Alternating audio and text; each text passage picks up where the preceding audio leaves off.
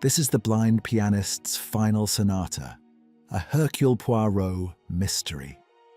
Welcome back to the Little Grey Cells. I'm Arthur Hastings, your faithful companion on yet another expedition into the shadowed corners of human nature. Allow me to express our deepest gratitude to our devoted listeners across the globe.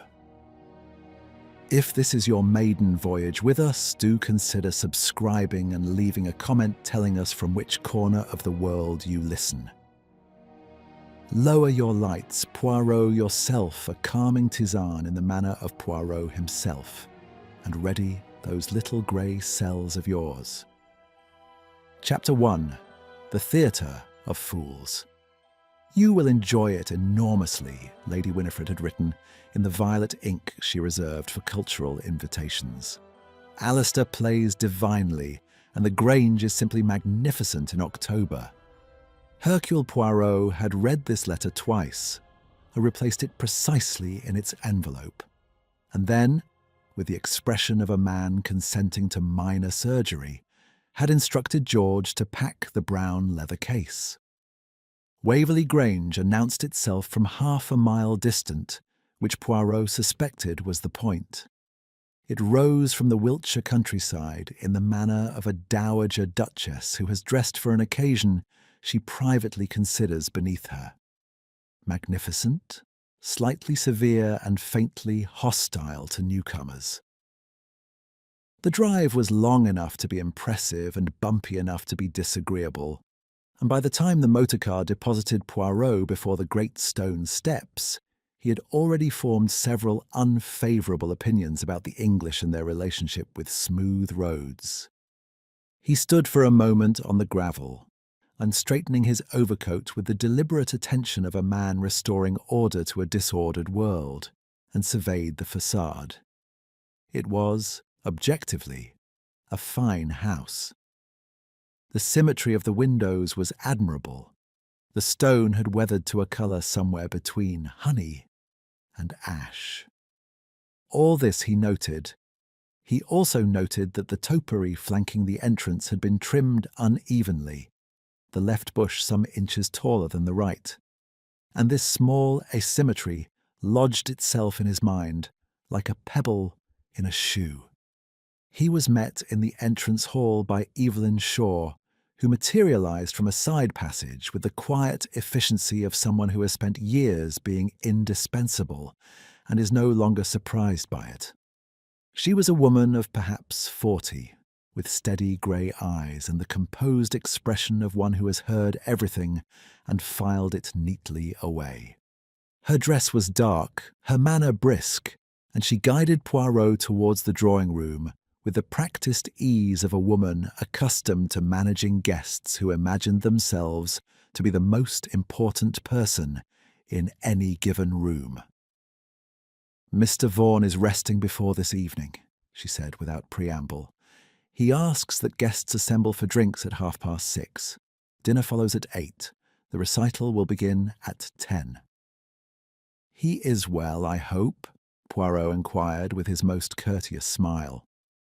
"Mr. Vaughan is always well," she replied in a tone that discouraged further enquiry. The drawing-room was already occupied. It was, Poirot reflected, the sort of room that had been designed to make people feel the weight of history. Ancestral portraits gazed down with the universal disapproval of ancestors who have seen everything and approved of very little. The fireplace was enormous. The ceiling was painted, and at the far end, dominating the space with the quiet authority of a throne, stood the Steinway. It was a concert grand, black and absolute, its lid raised at an angle that suggested readiness rather than repose. The afternoon light caught the polished surface and threw it back in long, dark gleams. Around it, at a respectful distance, as one keeps a respectful distance from the genuinely powerful, the other guests had arranged themselves in the attitudes of people who are enjoying themselves slightly less than they intend to appear. Lady Winifred Markham descended upon Poirot, before he had taken 3 steps into the room. She was a handsome woman of 60. Dressed in cerise with a hat that had begun life as an exercise in millinery and ended as something altogether less explicable. A great sweeping affair involving feathers that were, Poirot noted with private anguish, asymmetrically placed. She grasped his hands with both of hers. "My dear Monsieur Poirot, you came. I was so afraid the journey would put you off. The roads between here and Marlborough are positively medieval." She laughed, a bright, carrying laugh that suggested great happiness without quite producing it. "And you must meet everyone. Gerald is here, somewhere. And Julian, you must speak to Julian. He is Alistair's protégé and simply terribly gifted, though not as gifted as he believes, poor lamb. And Clara is hiding in the corner. She always hides in corners. I've given up entirely." She continued in this vein for some time. Poirot listened with the patient attention of a doctor taking a pulse. Behind the warmth, something strained.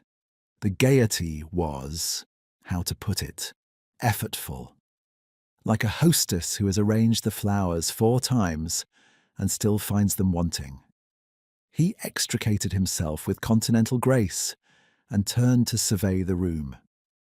Gerald Markham stood at the drinks table, a glass already in hand, his large red face arranged in a broad smile that had the quality of a mask that has been worn so long the man behind it has half forgotten it is there.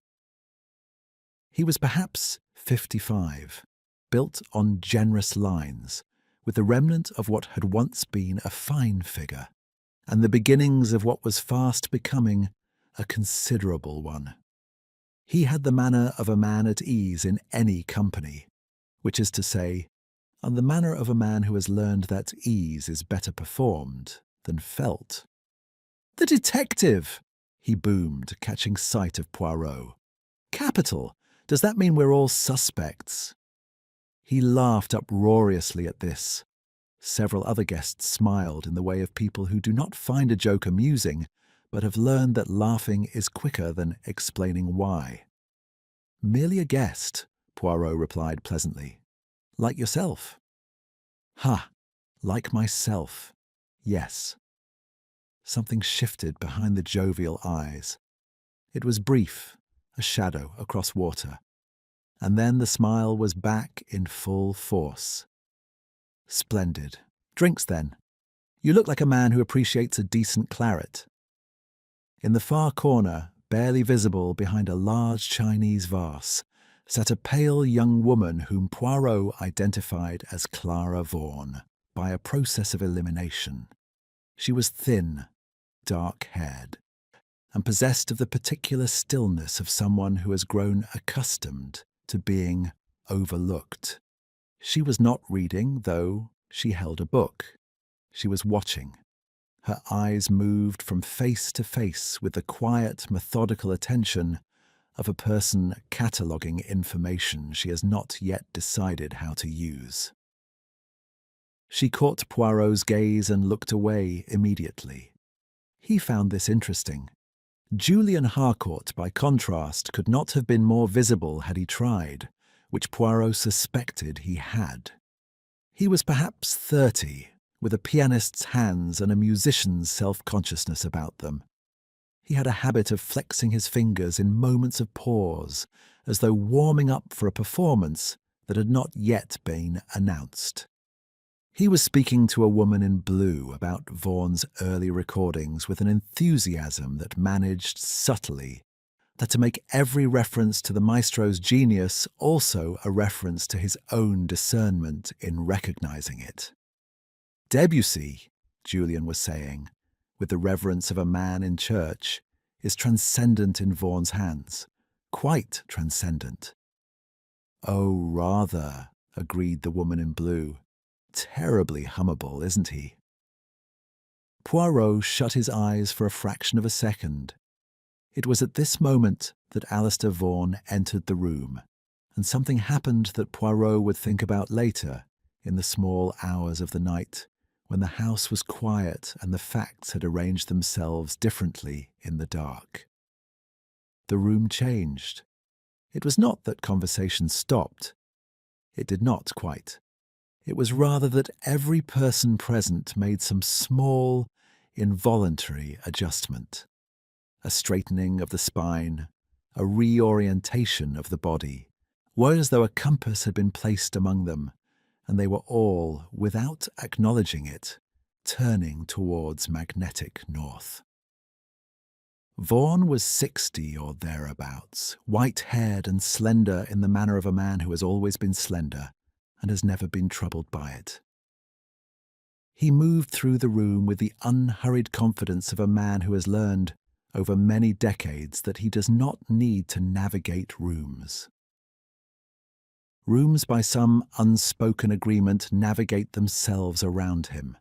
His blindness was evident not in any uncertainty of movement, but in the slight upward tilt of his head, as though listening to something just above the level of ordinary hearing. He was guided at first by Evelyn Shaw, who had reappeared at his elbow with the seamlessness of a shadow rejoining its owner. But he moved quickly past guidance into independence. "I hear rather a lot of people," he said, to no one in particular, and smiled. 32, said Evelyn. 33, Vaughan corrected gently. Someone arrived late. Footsteps in the hall. A small man, I think. Quick steps.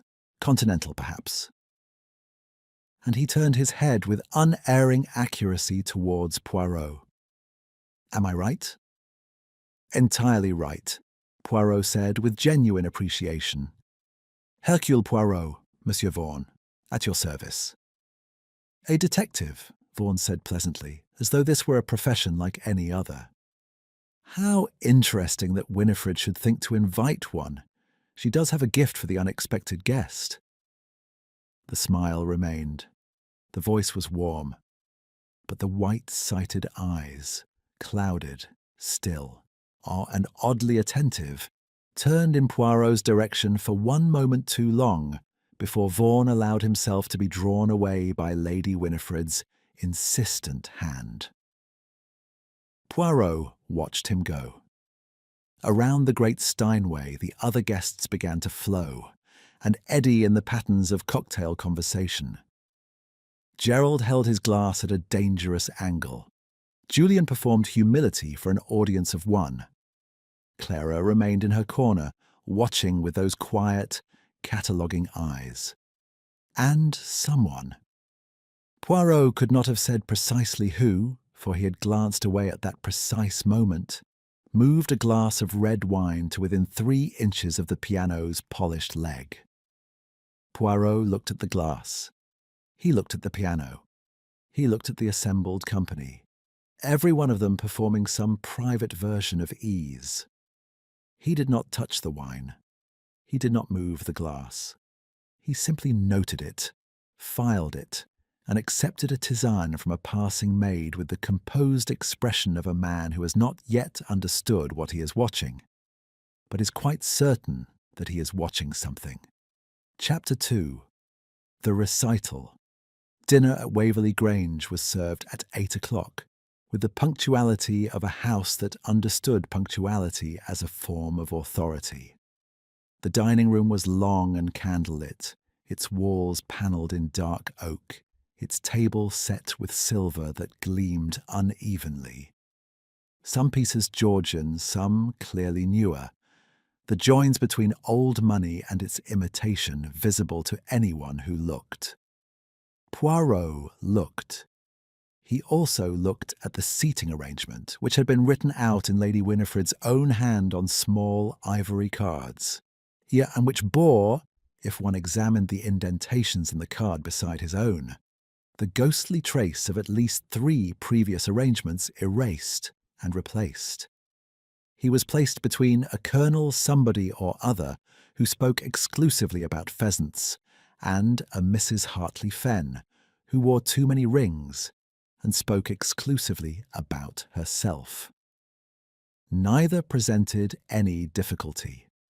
Poirot was a man who had long ago mastered the art of appearing to listen whilst doing something else entirely, and what he did that evening, throughout the pheasants and the rings and the 4 intervening courses, was watch the seating chart as it was performed in real life. Clara Vaughan had been placed directly opposite her uncle. This was either thoughtless or deliberate, and Poirot had already concluded that very little about this weekend was thoughtless, as she sat with the composed stillness of someone who has rehearsed composure for so many years. It has become, in its own way, a form of feeling. She ate sparingly.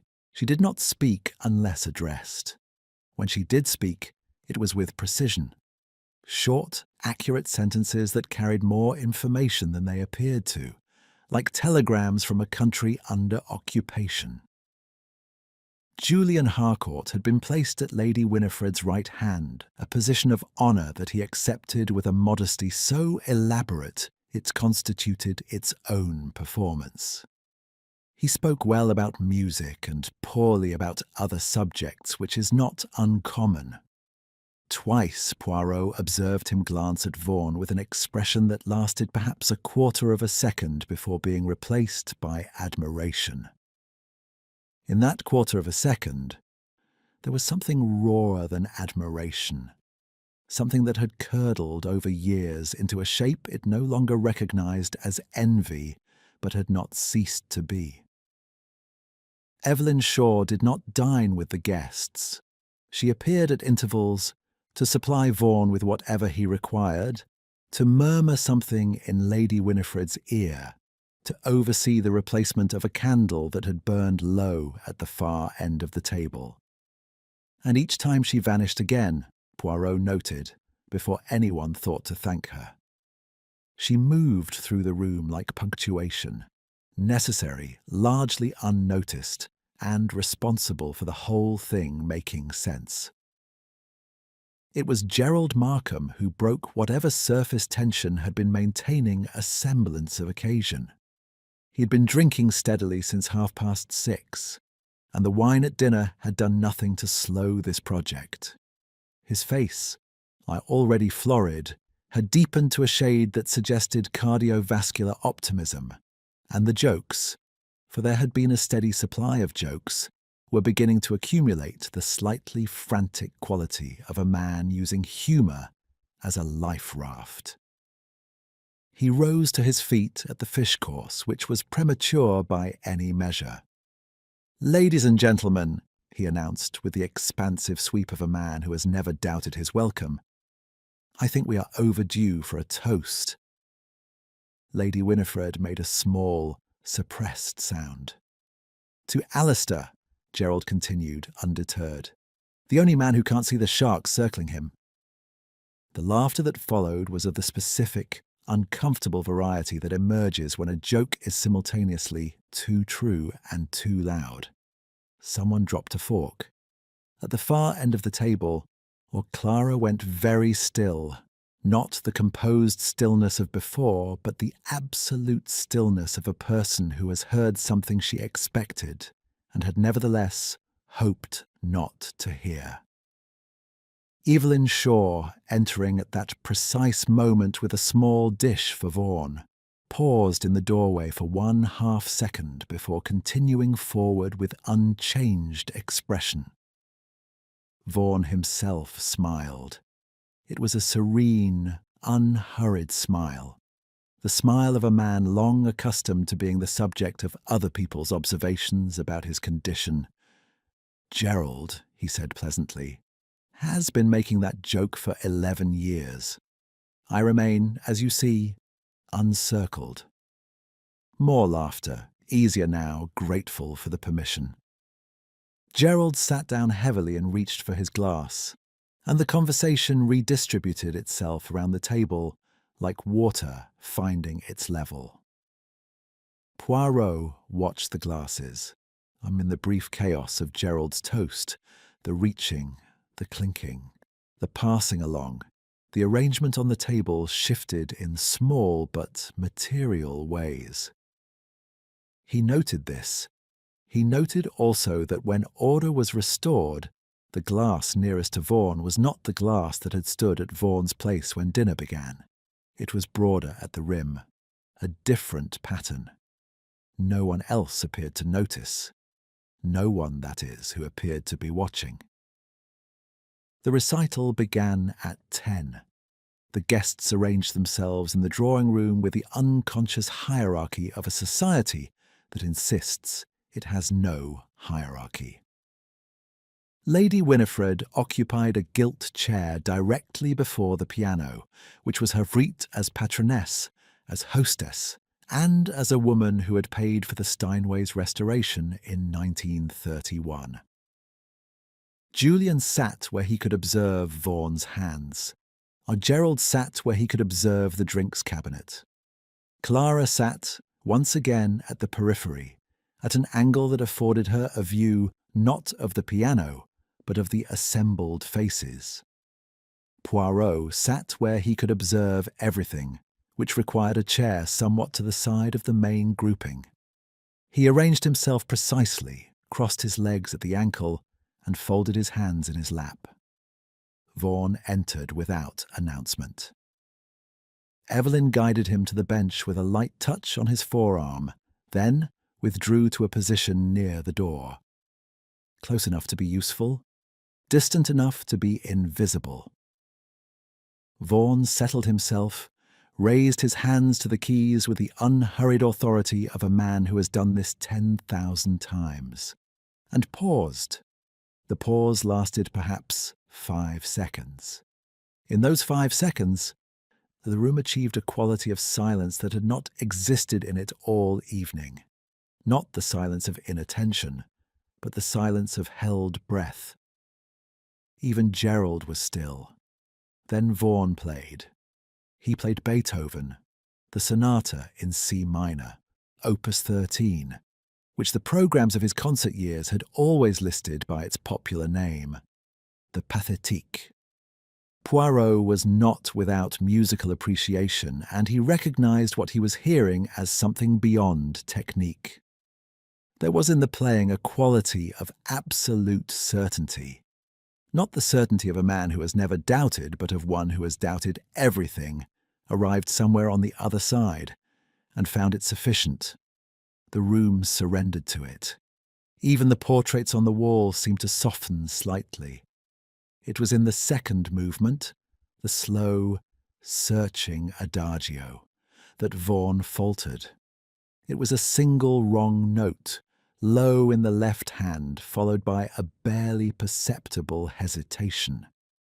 Vaughan recovered at once with a lightness that suggested this was of no consequence, but the hesitation remained in the room after the music moved on, a small disturbance that could not entirely be unsettled. Vaughan lifted his head and smiled at his invisible audience. "Forgive me," he said with unruffled charm. "I was distracted. One hears so much in a room like this." The room received this with indulgent laughter. Poirot did not laugh. He was watching the faces as Vaughan spoke, and in the half-second before the laughter broke, he caught 3 expressions that interested him considerably. Julian's, which flickered through something private and quickly banked. Evelyn's, which did not change at all, and whose very stillness was to Poirot's eye, eloquent. And Clara's, who turned not towards the piano, but towards her uncle, with an expression that was complicated by the candlelight, and impossible to name with certainty, but which contained, he thought, equal measures of grief and something harder. Vaughan finished the sonata. The applause was warm and genuine and rather prolonged, as applause sometimes is when people are clapping for something other than, or in addition to, what they have heard.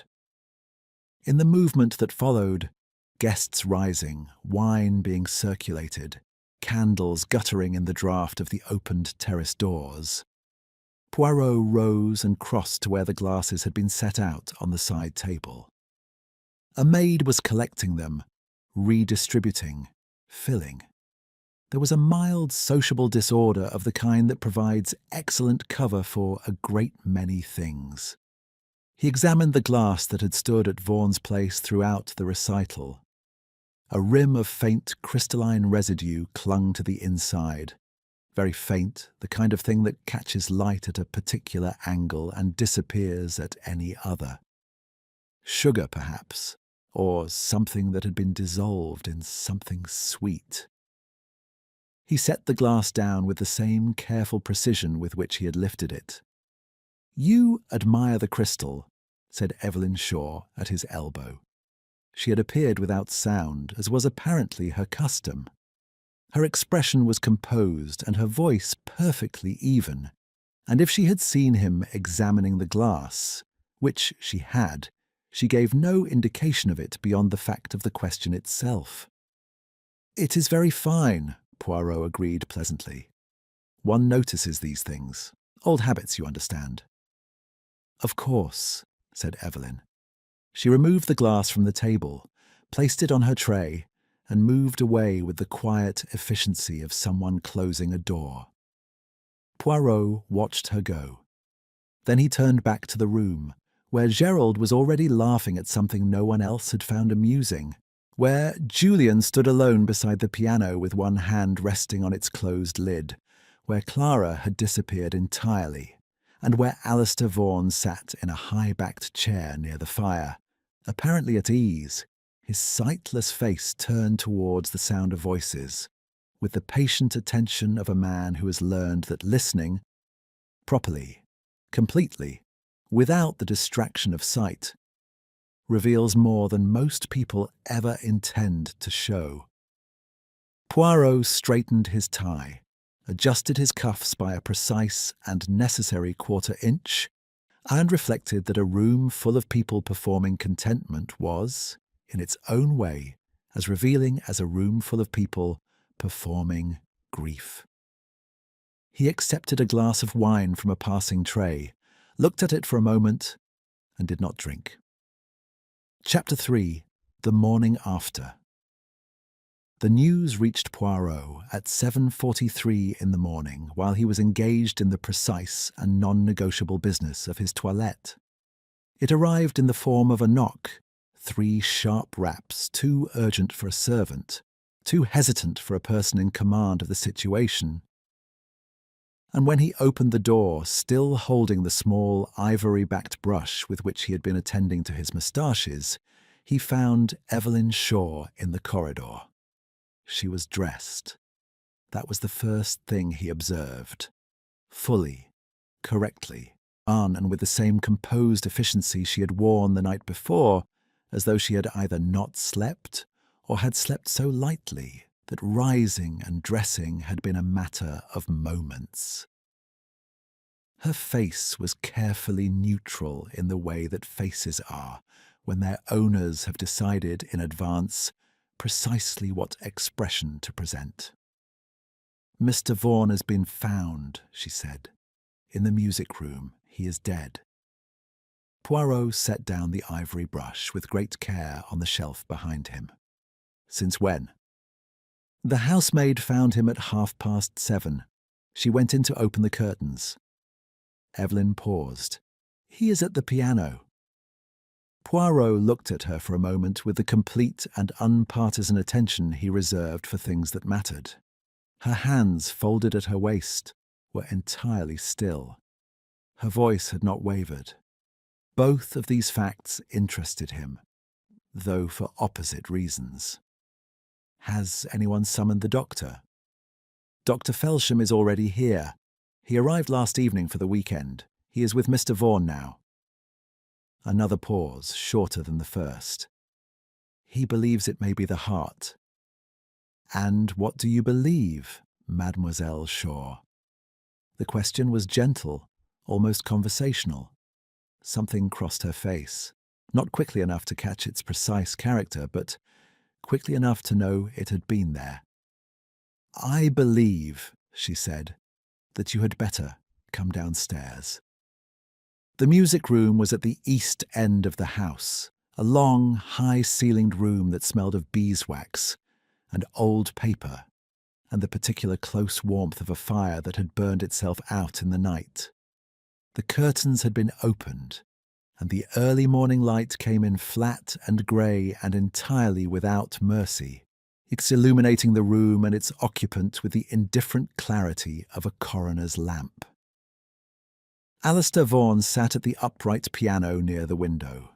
Not the great Steinway of the drawing-room, but a smaller instrument, older, its wood dark with age. He sat quite upright, his hands resting on the keys in a posture so nearly natural that the housemaid, Poirot was later told, had spoken to him twice before understanding. His head was slightly inclined, as it had been in life when he listened. The expression on his face was, if anything, peaceful, which told Poirot rather less than the newspapers would eventually suggest it did. Dr. Felsham was a stout, competent-looking man of 60, who had the practical, unsentimental air of a country doctor long accustomed to being called out at inconvenient hours. He straightened up as Poirot entered and gave him the appraising look of a man deciding whether another man is worth talking to. Heart, in all likelihood, he said without preamble. He had a history. Digitalis prescribed for some years. It would not be an unexpected way for him to go.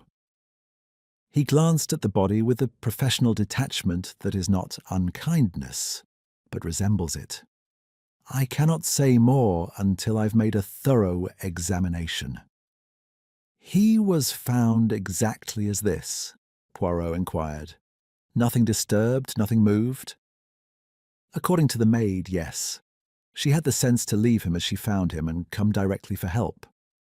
Felsham paused. Why do you ask? I ask everything, Poirot said pleasantly. It is a habit of long standing. He moved slowly around the perimeter of the room, hands clasped behind his back, unexamining without touching. There was a small table to the left of the piano on which stood a glass, empty and rinsed, or very nearly so. A residue at the bottom, faintly viscous. Near it, a candle burned to its stub, wax pooled and hardened on the saucer beneath it. Sheet music on the piano's rest, open to the second movement of the Pathétique. The same piece Vaughan had played the night before, the same movement in which he had faltered. On the floor beside the piano bench, almost invisible against the dark wood, a few pale granules. Poirot crouched, with more elegance than the manoeuvre generally warranted, and examined them without disturbing them. Fine, crystalline, consistent with sugar, consistent with several other things as well.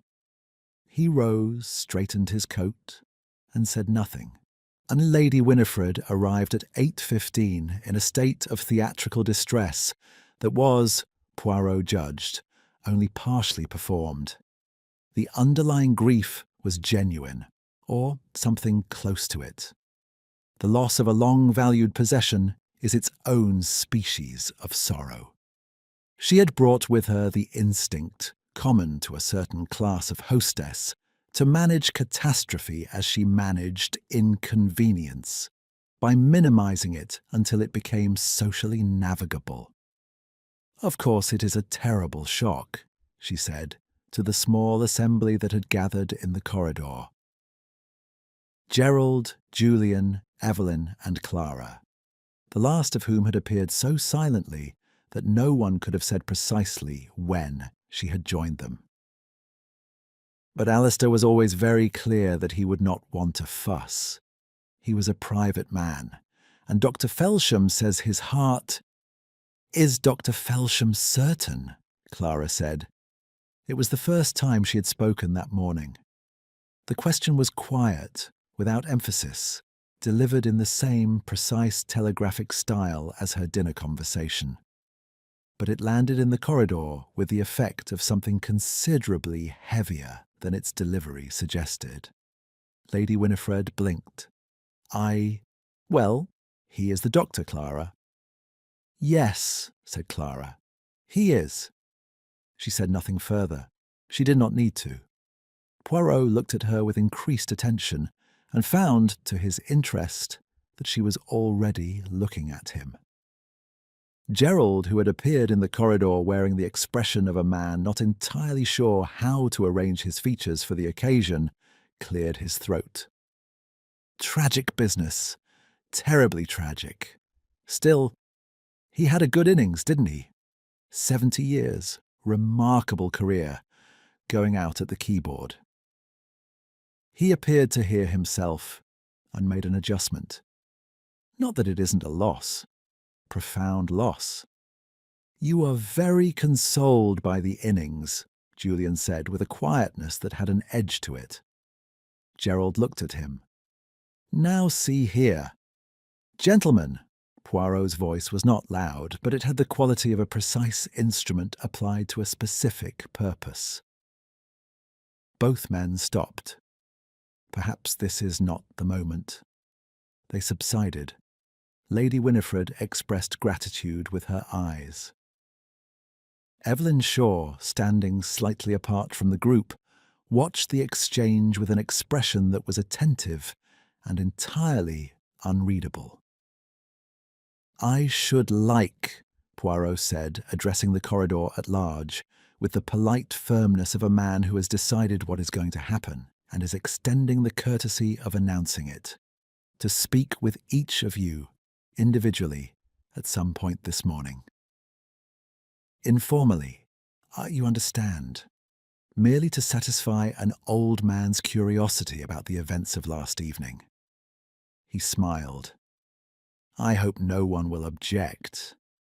No one objected, which told him something in itself. For a group of people who had no reason to fear informal conversation with a retired Belgian detective would have found the request, at worst, mildly eccentric.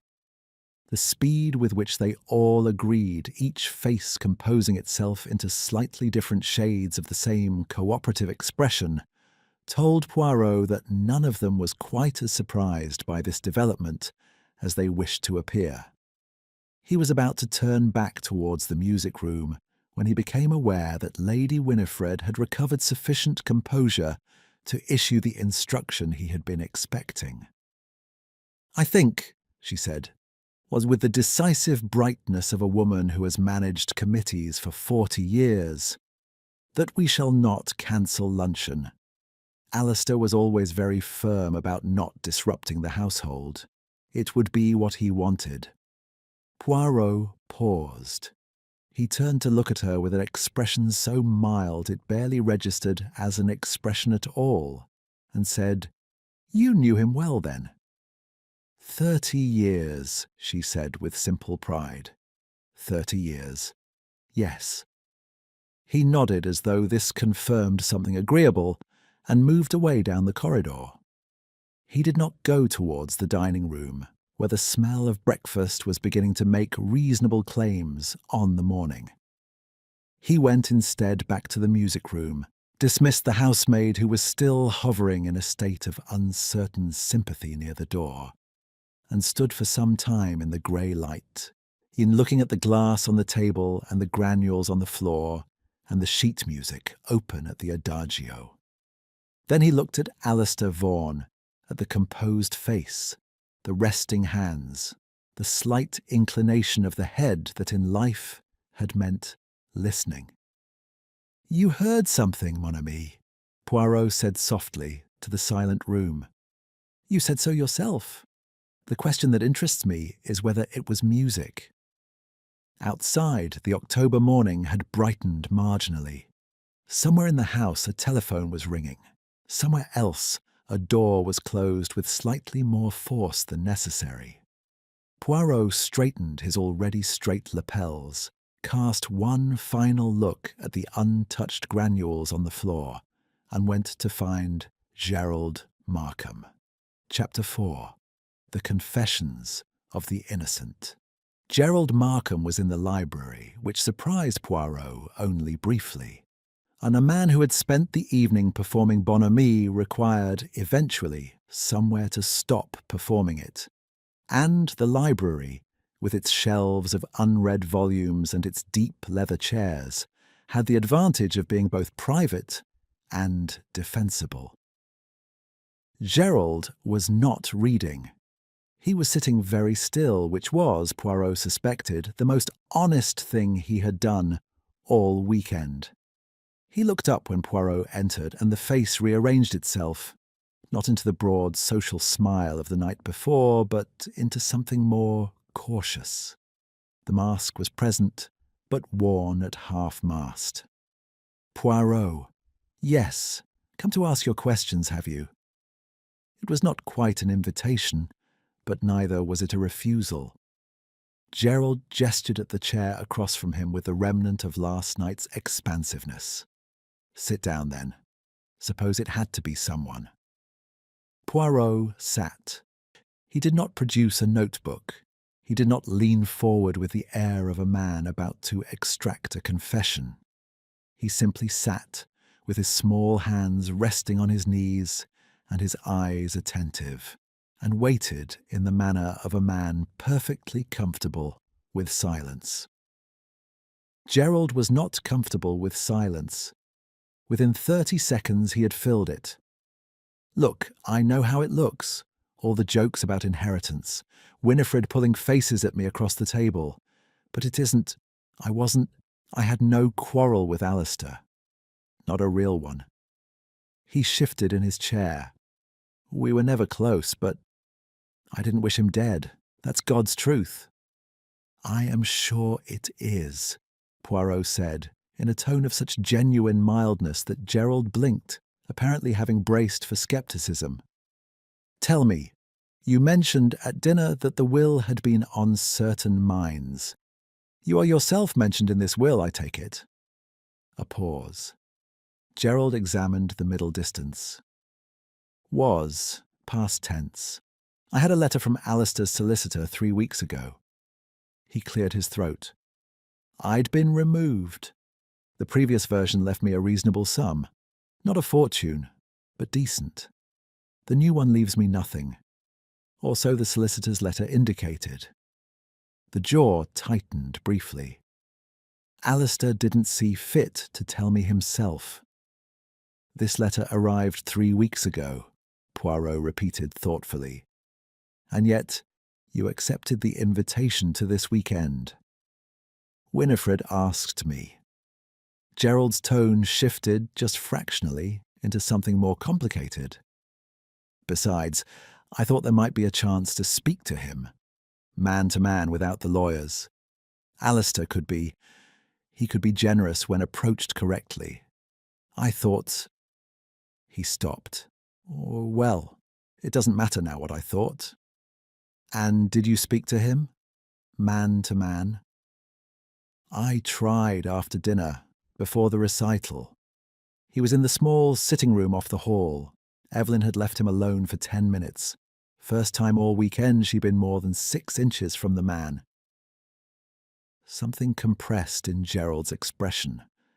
Not grief, Poirot decided, but a frustration with grief for arriving at an inconvenient moment. "He was perfectly pleasant. Offered me a drink. Said he hoped I'd enjoy the music. Gave me no opening whatsoever." "He was aware of what you wished to discuss?" "Oh, he knew. Alistair always knew. That was rather the point of him." Gerald said this without admiration and without rancour, in the flat voice of a man stating a fact he has had many years to accustom himself to. He had a genius for knowing what people wanted and declining to provide it, without ever quite saying no. Poirot found this portrait sufficiently vivid that he filed it carefully alongside the others he was assembling. He asked 2 or 3 further questions. The time Gerald had retired the previous evening, whether he had returned to any of the downstairs rooms after midnight, whether he had noticed anything unusual in the arrangements at dinner, and received answers that were, on the whole, more candid than he had anticipated. Gerald was a man, Poirot concluded, whose secrets were financial rather than criminal, and who was in any case too constitutionally incapable of subtlety to have managed the particular subtlety required. He left Gerald to his unread books and went in search of Julian Harcourt. He found him in the drawing room and at the piano. Julian was not playing. He was seated at the Steinway with the lid closed, one hand resting on the polished surface, looking out through the tall windows at the garden with the unseeing gaze of a man engaged in an internal conversation that is not going well. He heard Poirot's footstep and removed his hand from the piano with the slight self-consciousness of someone caught in an attitude they had not intended to be observed. Monsieur Poirot. He stood out of a politeness he could not quite suppress. The room was empty. I wanted a moment. Of course, Poirot said. Grief takes its own forms. Julian looked at him, and something in the look acknowledged that the word grief had been deployed with some precision. Yes, he said after a moment. Yes, it does. He sat back down less stiffly, and Poirot took a chair at a conversational angle, not directly facing him, which would have felt interrogative, but near enough. Julian was, in daylight, somewhat younger looking than he had appeared at dinner. The performance of artistic maturity, stripped of candlelight and an audience, had given way to something more uncertain. You studied with Mr. Vaughan, Poirot began. For 6 years, from the time I was 23. Julian's hands moved without apparent awareness into his lap, fingers flexing once and then still. There is no one else I could have learned what I learned from him. His understanding of phrasing, of the architecture of a piece. It was without parallel. He paused. I say that without reservation. It is possible, Poirot observed gently, to hold two things at once, to admire without reservation, and also to, he considered, find the admiration costly. The silence that followed was of a different quality from Gerald's. It did not rush to fill itself. Julian looked at the closed piano lid, and when he looked up, whatever arrangement he had been maintaining had loosened by some degrees. He was the most extraordinary musician I have ever encountered, Julian said, and he knew it, and he curated that knowledge in other people, very carefully. A breath. I have been told I am gifted by people whose opinion I respect, but in 6 years with Alistair I was never told so by him. Encouraged, yes, directed, certainly, praised occasionally in terms that always managed to contain, somewhere within them, the implication that the praise was provisional. He stopped. I don't say this to cast blame on a dead man. I say it because you will hear it from someone, and I would rather you heard it as I intend it than as someone else might arrange it. This was, Poirot reflected, either a very honest thing to say or a very clever one. Possibly it was both. Last evening, he said, after the recital, you fetched more wine, I believe, at some point during the applause.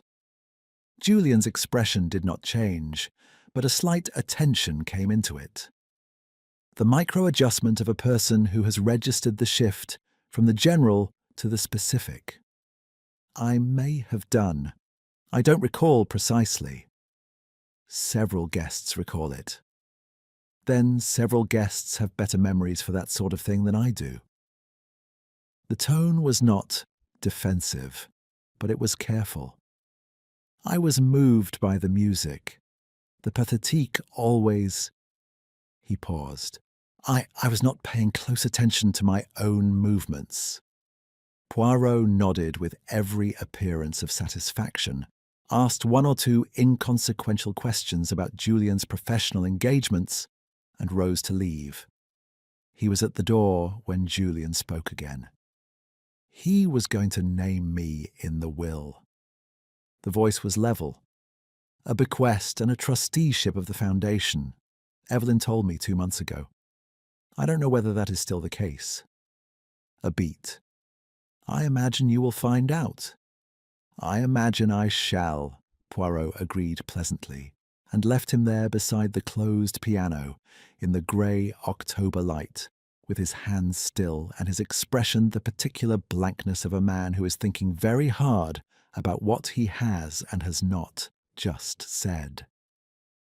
In the corridor, Poirot paused. From somewhere above, the sound of a drawer being opened and quickly closed.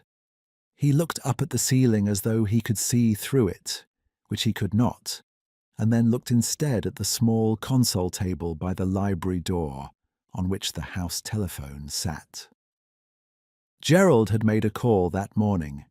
The maid who brought Poirot's tisane had mentioned it in passing.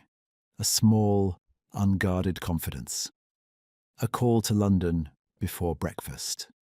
To a solicitor's office Poirot suspected that did not open until 9. He checked his watch.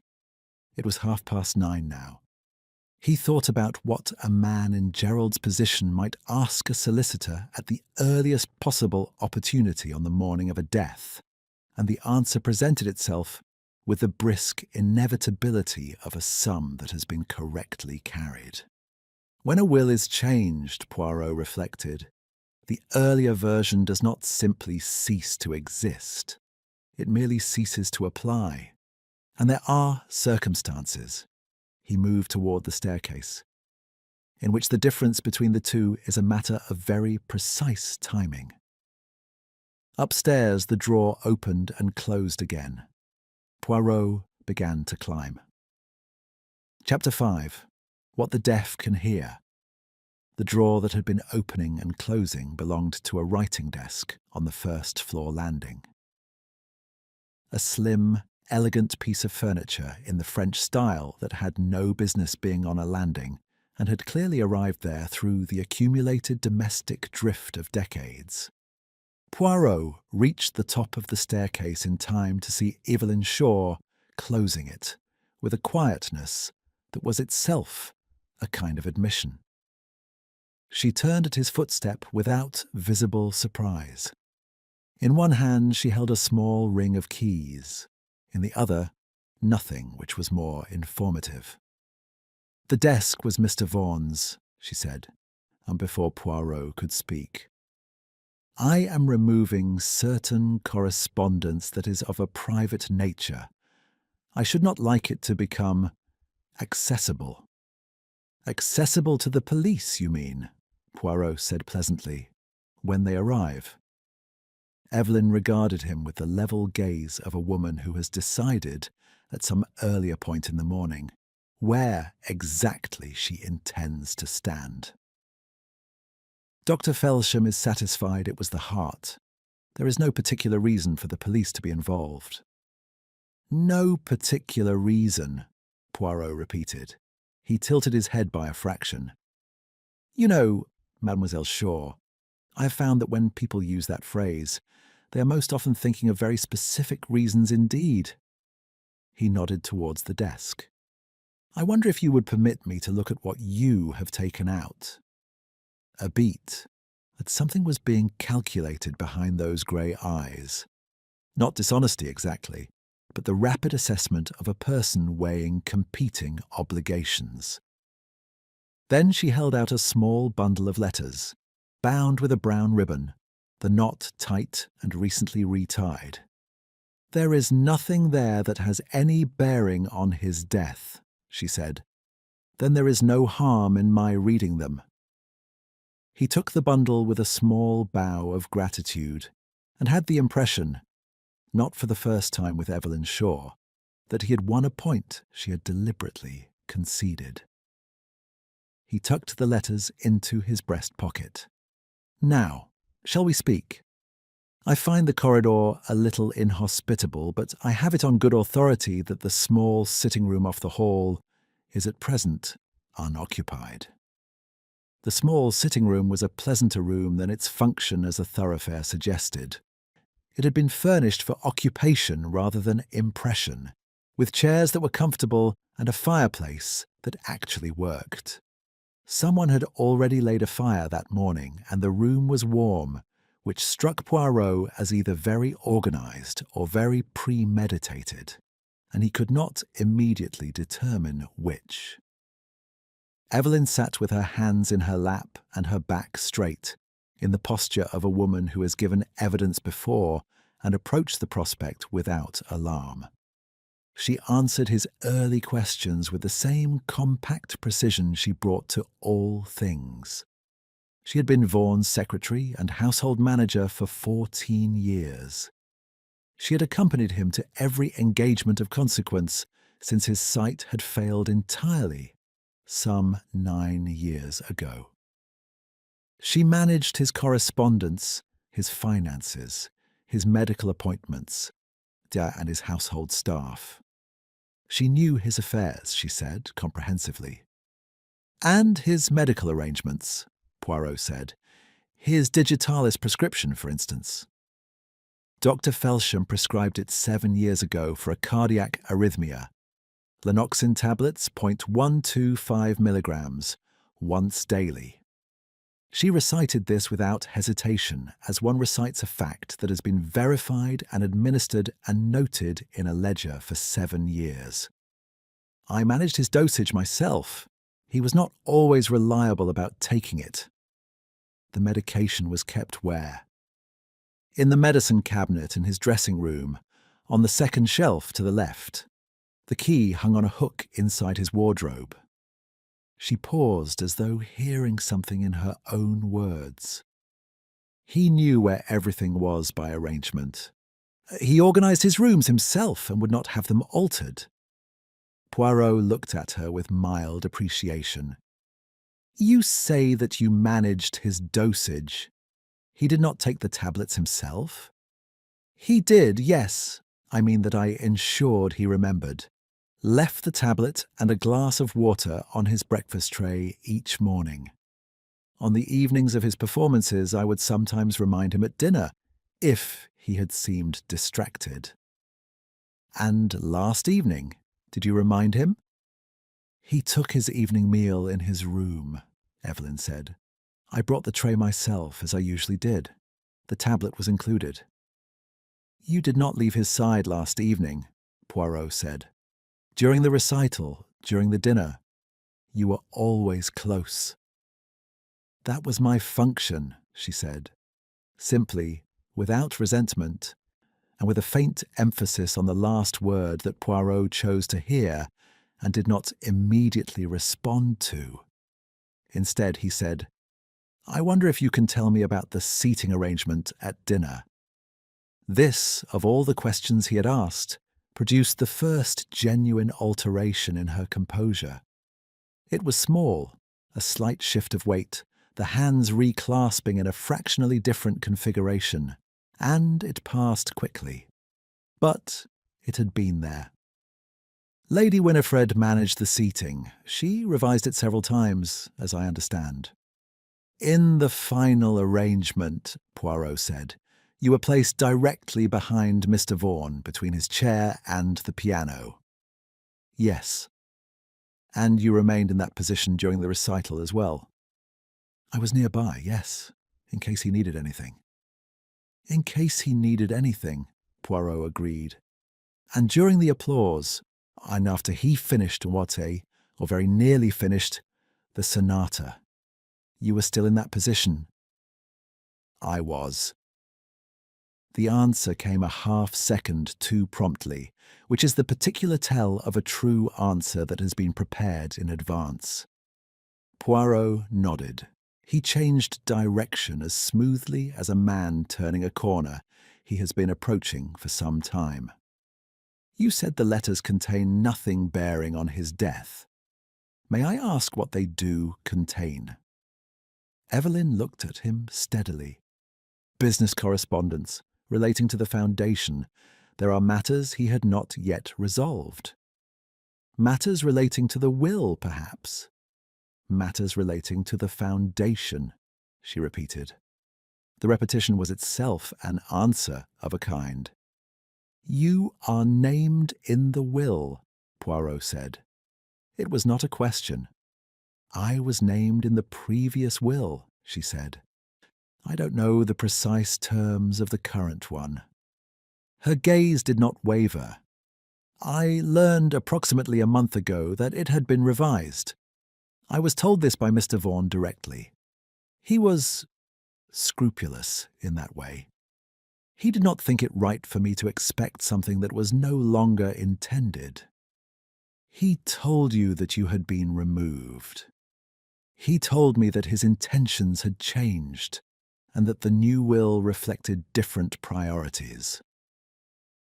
The even voice acquired, very briefly, a quality that was something less than even. He was very courteous about it.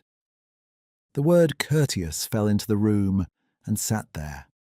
Poirot looked at Evelyn Shaw, at the careful hands and the straight back and the grey eyes that had heard and filed and managed and arranged for 14 years, and reflected that there are forms of cruelty that are indistinguishable from good manners. He asked her one further question. During the toast last evening, when the glasses were being passed, the slight confusion after Mr. Markham spoke, where were you precisely? At my seat, where I was placed. Directly behind Mr. Vaughan. Yes. Close enough to adjust his sheet music were you to have wished to. Evelyn Shaw looked at him for a long moment. Yes, she said at last. I was close enough for that. She said it as though making an entry in a ledger, as though the fact now recorded was simply that, a fact without inference attached. Then she rose, not with perfect composure, and asked whether there was anything further he required. Poirot told her, with perfect courtesy, that there was not, for the moment. He watched her leave the room, and then he sat for a time by the small, warm fire with the bundle of letters in his breast pocket and the portrait of the case beginning, in his mind, to assume a more definite shape. The difficulty with shape, he reflected, was that it still required a centre. He had motive distributed across the room like fragments of a broken chord. He had proximity. He had a method that had not yet been confirmed, but which the faint residue in the music room suggested with considerable conviction. What he did not yet have was the single fact that would resolve ambiguity into certainty. He untied the brown ribbon and began, with unhurried attention, to read. It was Chapter 6, The Letters and the Silence. The letters were not what he had expected. This was, in Poirot's experience, the most reliable characteristic of the truth. That it consistently declines to be what one has anticipated, and arranges itself instead into shapes that are, in retrospect, both surprising and inevitable. There were 11 letters in the bundle. 8 were from solicitors, accountants, and one firm of music publishers, and contained the unremarkable vocabulary of professional obligation. Fees, percentages, rights of reproduction, the dry arithmetic of an estate being quietly organized for transition. He read these with attention and set them aside. The remaining 3 were different in kind. They were written in the same hand. A small, controlled script, slightly cramped, yet with the careful letter formation of someone who had learned penmanship as a discipline and never quite unlearned it. The paper was plain, without heading. The earliest was dated some 7 years prior. The most recent bore a date 11 months ago. They were addressed to Vaughan by his Christian name, which in itself was unremarkable. Their content was not. The earliest letter spoke of a piece, a piano sonata in 3 movements, described with the technical specificity of a composer. Key signatures, structural innovations, a particular harmonic progression in the second movement that the writer called, with evident feeling, the thing he was most proud of in his life. The letter asked, with dignity that had something desperate underneath it, that proper credit be given at the forthcoming premiere. It asked this for the 3rd time, I noted. The previous 2 requests had not been answered. The second letter, written 2 years later, had answered its own question. The premiere had taken place. The programme had listed 1 composer only. The writer did not express anger. Or rather, the anger was so thoroughly compressed within the formal sentences that it had become something denser and harder, like carbon under pressure. He spoke of his daughter, who would one day know the truth. He spoke of a document he had prepared, witnessed, and lodged with a solicitor, attesting to his authorship of the work. He spoke of patience. The 3rd letter, 11 months old, was the shortest. It contained 1 substantive sentence after the greeting. I am told by Clara's solicitor that she now has the document, and that she understands its full significance. Poirot sat with this letter for some time. Then he refolded all 3, replaced them in the bundle, retied the brown ribbon with the same knot Evelyn had used, and put the bundle back in his breast pocket. He straightened his coat. He looked at the dying fire for a moment with the expression of a man who has found the piece of the puzzle that does not, as he had assumed it would, simplify the picture, but instead reveals how much larger the picture was than he had understood. Clara Vaughan was in the garden. This was unexpected in October, with the sky the colour of old pewter and a wind off the downs that made its intentions clear. She was standing at the far end of the formal lawn, beside a stone urn from which the summer's planting had long since been removed, or wearing a coat that was adequate, but not warm, with her hands in her pockets and her face turned towards the middle distance. She did not look like someone who had come outside for pleasure. She looked like someone who had required air and taken it, regardless of the circumstances. Poirot crossed the lawn towards her, stepping with care around the places where the frost had not quite gone from the grass. She heard him coming and turned without particular surprise. "You've been reading the letters," she said. "Evelyn showed them to me," Poirot replied, which was close enough to the truth to serve. "You knew they existed?" "I knew my father wrote to him. Several times." She looked back at the middle distance. "I didn't know what he had kept. Evelyn is thorough." "Your father," Poirot said carefully, "was Desmond Morrow." The name, or spoken aloud in the cold garden, had a weight it had not carried in the letters. Clara's jaw tightened once, briefly, and then relaxed. "Yes." "A pianist, a composer." Poirot paused. "Not well remembered now." "No." The word was without inflection, which was its own form of feeling. He gave 2 recitals in London in the late 30s. People said he had considerable gifts.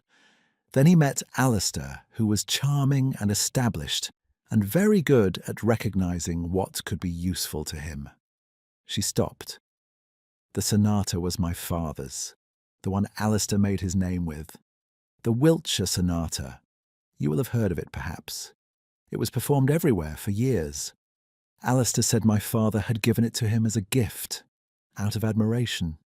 My father said nothing publicly because Alistair had persuaded him that a legal dispute would ruin both their reputations, and my father was 26 and frightened and believed him." She said all this in a voice of such deliberate steadiness that the steadiness itself was painful to listen to. the voice of someone who has told a story so many times in the privacy of their own mind that the emotion has been worn smooth, like a stone in a riverbed, without being in any way diminished. "When did you receive the document from your father's solicitor?" Poirot asked. "8 months ago, after my father died." She glanced at him. He was 61. He died in a rented room in Folkestone with £11 in his account and a box of manuscripts no one has ever performed. The wind moved through the garden with a sound like the turning of pages.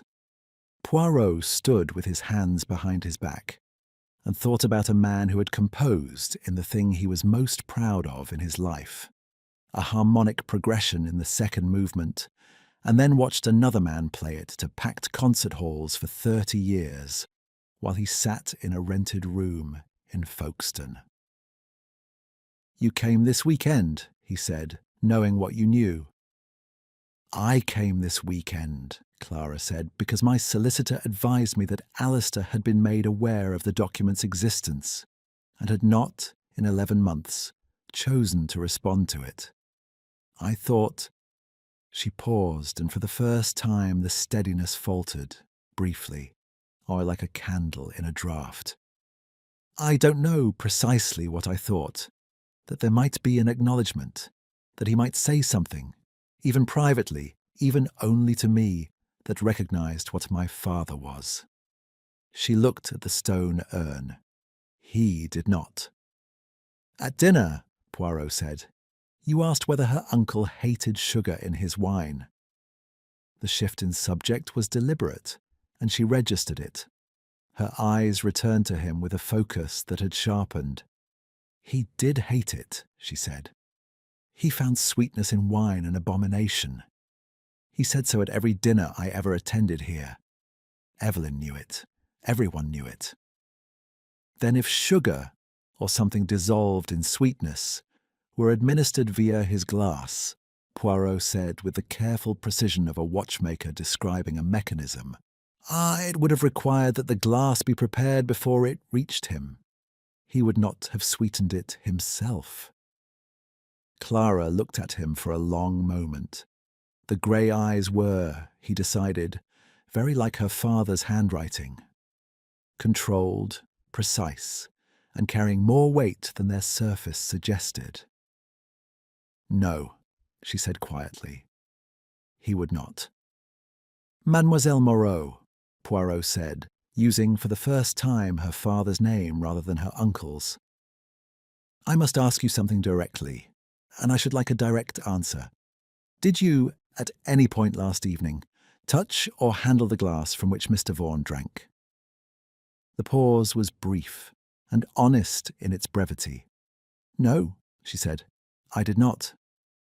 "And do you know who did?" Another pause, longer. The wind, the pewter sky. "I have a thought," she said carefully, "that I cannot make into a fact." "Describe the thought," Poirot said, "and let me concern myself with the facts." She looked at him steadily for one more moment. Then she began to speak, and Poirot listened with the complete and unpartisan attention of a man who has been waiting, through several conversations and one cold morning, for someone to finally say what they actually know. Chapter 7. The Architecture of an Evening. What Clara knew was this. At 23 minutes past 9 the previous evening, she had glanced at the clock on the mantelpiece, a habit of precision she had inherited from her father. She had observed Evelyn Shaw cross from her position behind Vaughan's chair to the side table where the sheet music was stacked. The movement had lasted perhaps 40 seconds. It had been made during the sustained applause that followed the sonata's final chord, at the precise moment when every other person in the room was either clapping or turning to remark upon what they had heard. She adjusted the music on the stand, Clara said. He had finished playing. There was no reason to adjust it. And when she returned to her place, Her right hand was at her side, held slightly away from her body. The way one holds a hand when one has been handling something one does not wish to transfer to one's clothing. Poirot looked at her with the concentrated attention of a man hearing a thing confirmed rather than revealed. "You said nothing at the time." "I didn't know at the time whether it meant anything." Clara's voice was measured. "I know how it sounds, an observation about a hand. But I have been watching Evelyn Shaw in this house for 20 years, and she does not make unnecessary movements. Everything she does has a purpose." A pause. "I have been trying, since this morning, to construct a purpose for that one that is innocent." "And you cannot?" "No."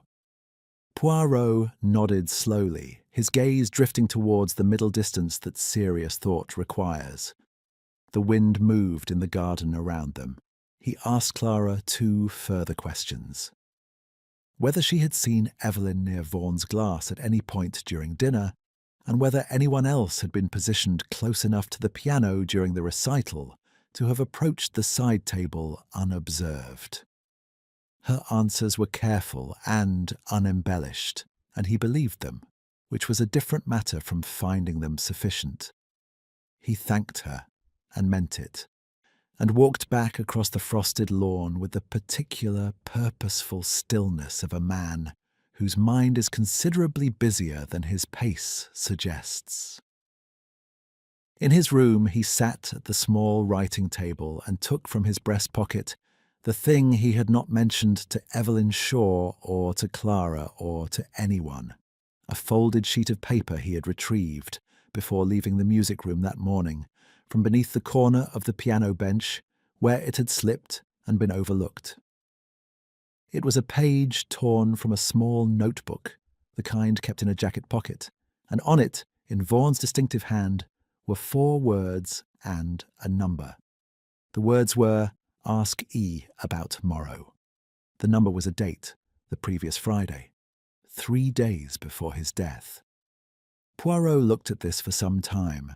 Then he folded the paper again, placed it beside the bundle of letters, and allowed his little grey cells the undisturbed quarter hour they had been requesting since breakfast. The facts, as established, arranged themselves with tolerable clarity. Vaughan had been administered a toxic quantity of digitalis, his own medication crushed and dissolved, via his wine glass, which had been prepared with a sweetened rim to disguise the bitterness, and supplied to him during or immediately after Gerald's toast, in the cover of the table's momentary confusion. The poison would have acted slowly. A man with Vaughan's existing cardiac condition might have felt, in the small hours, nothing more alarming than the familiar symptoms of his illness, and gone to his piano, as apparently he sometimes did when he could not sleep, and died there tidily in a fashion that invited no particular scrutiny. The method required 3 things: knowledge of the medication and its effects, access to the supply, and proximity to the glass at the relevant moment. Evelyn Shaw possessed all 3 with a completeness that no other person in the house approached. She had the motive that most people, hearing it summarized, would consider inadequate.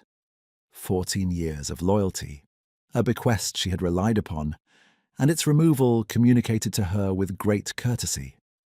Poirot did not consider it inadequate.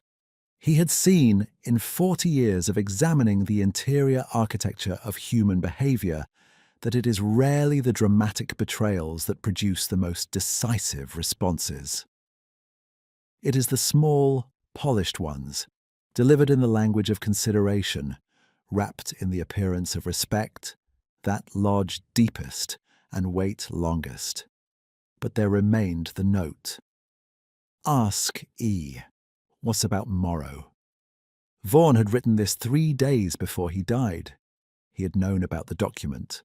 Clara's solicitor had ensured that. He had had 11 months to respond, and had not. And then, 3 days before the weekend, he had written a note to himself, or to someone, to ask Evelyn about Morrow. Why Evelyn? Poirot uncapped his pen and wrote 2 questions on the back of an envelope, in the neat vertical script he used for the thoughts he wished to discipline into precision. The first was, what did Evelyn Shaw know about Desmond Morrow that Vaughan did not? The second was, what did Vaughan intend to do with the answer? He considered these questions for a moment, then added a third. Did Evelyn know that he intended to ask? He recapped his pen. He straightened the envelope until it lay parallel to the table's edge. Then he went downstairs to find Lady Winifred Markham. She was in the morning room writing letters with the slightly excessive industry of a woman who has decided that practical activity is the appropriate response to catastrophe. She looked up as Poirot entered with the expression of someone who has been awaiting a particular interruption and is experiencing the complicated relief of its arrival. Monsieur Poirot, do sit. Can I offer you something? Nothing, I thank you, he sat. I wish to ask you something that may seem an odd direction. Everything about this morning is an odd direction, Lady Winifred said with a faint echo of her usual brightness. She set down her pen. Ask. How well did you know Evelyn Shaw before she came to work for Mr. Vaughan? Lady Winifred blinked. Of all the questions she had been preparing for, and this had evidently not been among them. Evelyn! I didn't know her at all before. Alistair found her himself, through an agency, I believe, or through someone he knew in the music world. It was shortly after his sight had begun to fail seriously. You engaged with her socially over the years. After a fashion, one does at these weekends. She was always efficient, devoted to Alistair, rather difficult to know personally.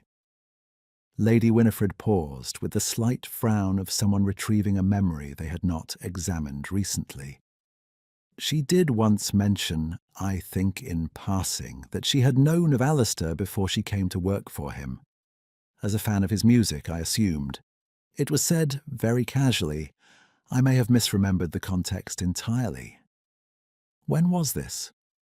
Oh, years ago. Early on, perhaps the 2nd or 3rd year. We were speaking about the Wiltshire Sonata, I think, after a performance. Yes, it was the Wigmore Hall revival, which would make it 12 years ago at least. Poirot was very still. She spoke of the Wiltshire Sonata specifically? Yes, I believe so. She said something like... Lady Winifred arranged her memory carefully, with the earnest concentration of a person who understands, belatedly, that the detail matters. She said she had particular reason to know that piece well. I took it as the remark of an admirer. People do form those attachments to specific works. Particular reason, Poirot repeated, almost to himself. Yes. Lady Winifred studied him. Is it important? Poirot rose, smoothed his coat, and offered her the small bow that served, in his social vocabulary, as both gratitude and farewell.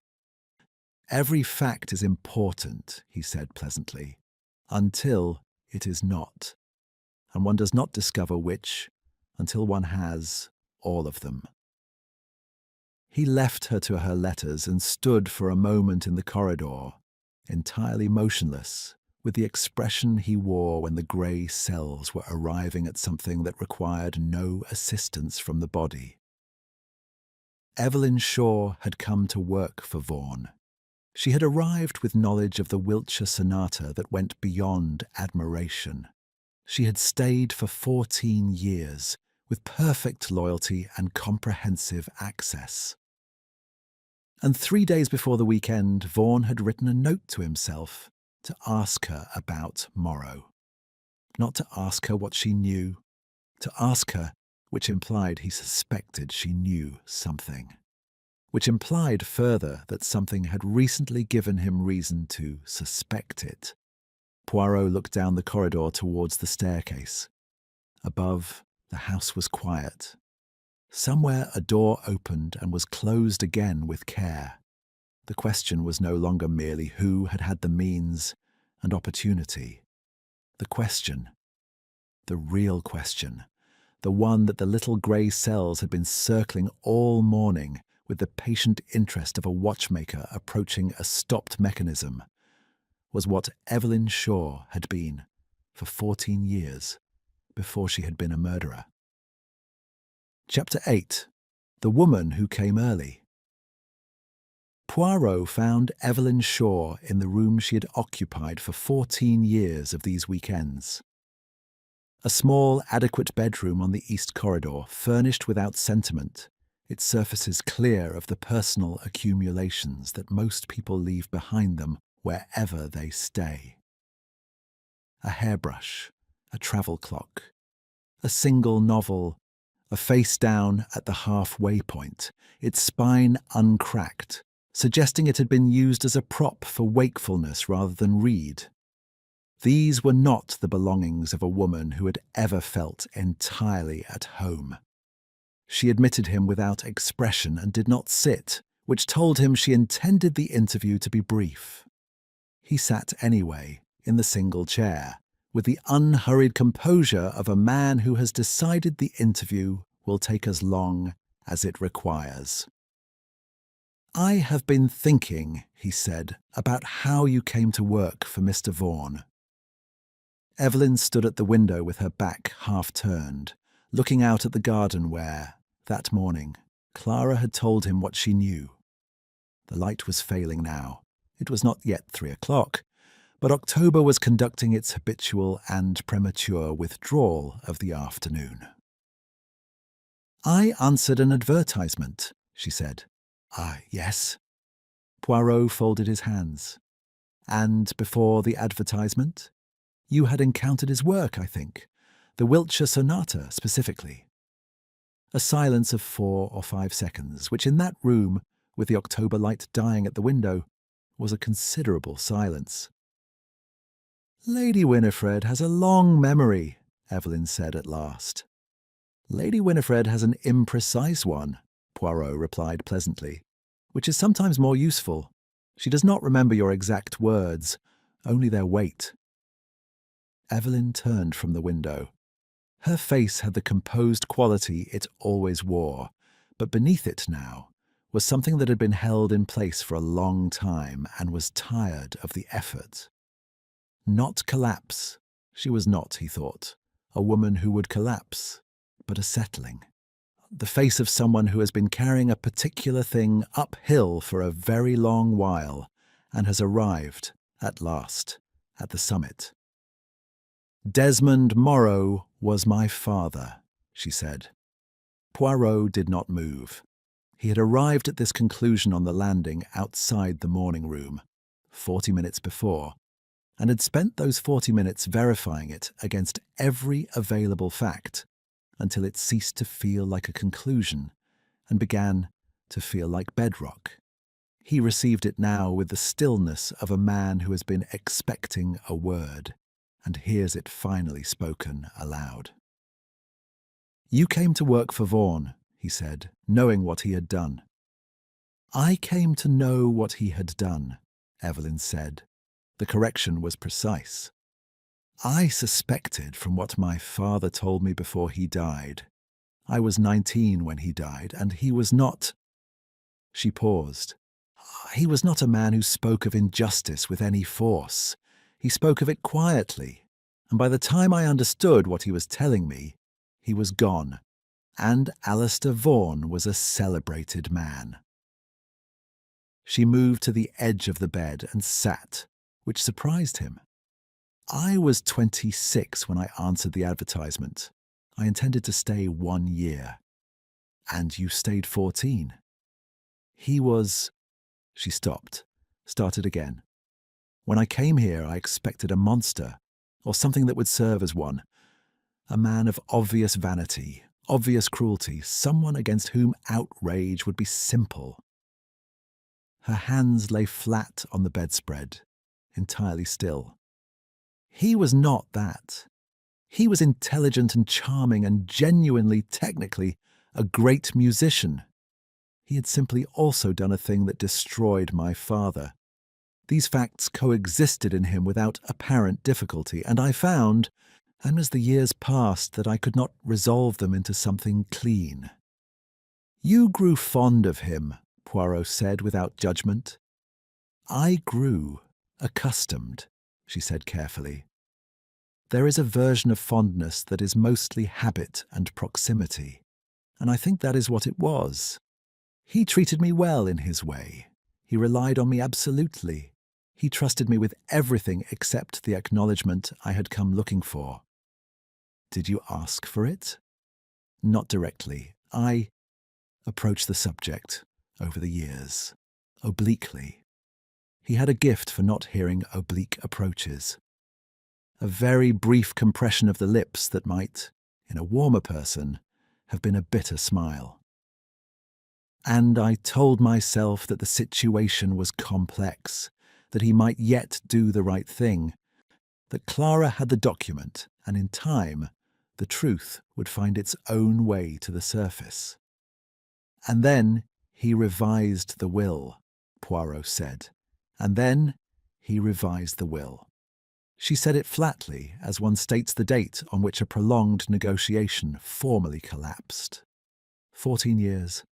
And at the end of them, a courteous letter from his solicitor informing me that his intentions had changed, and a subsequent, equally courteous conversation with Alistair himself, in which he thanked me for my dedication and suggested I would have no difficulty finding an equivalent position.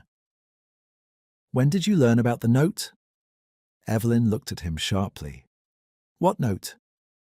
Poirot produced the folded paper from his pocket and held it out.